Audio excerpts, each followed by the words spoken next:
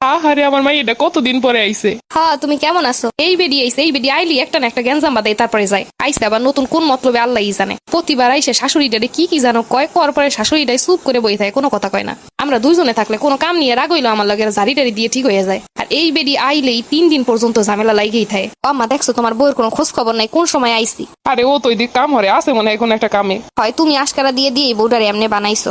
আরে না, বৌমা কাম কাজ করে তো। আরে দেখ তোমার বৌমার কি কাজকর্ম করে, আমরা যা করি শ্বশুর বাড়ি গিয়ে তার এক ভাগও তো করে না। কাজ করতে করতে খাওয়ার টাইমটাও পাই না। আহারে শ্বশুর বাড়ি যে কত কষ্ট করো। এর লেগেই তো কইতাছি তোমার বউটারে এত আশকারা দিও না। ও তো রান্না বান্না সবকিছুই করে। আরে খালি রান্না বান্নার ঘরের কাজকর্ম দিয়ে কি হয় নাকি? তুমি আরো বেশি বেশি কাম করতে কবা। আরে বোঝো না, এই যে কাম করে দিতেছে এইটা হচ্ছে একটা দান্দা। একটু কাম করে তোমার ফুসলে ফাসলে যা কইবো তাই করাইবো। কি কইলি এইটা এরমের শয়তানি মনের মধ্যে? তা নয় তো কি। ননদিনী তোমার আজকে আমি বুঝাইয়া দিব আমি কেমন বৌমা। তুমি 2 দিন পর পরে আমাকে শাশুড়ি বৌমার ভিতরে ঝামেলা বাদাই দিয়ে যাবার মজা লবা তা তৈব না।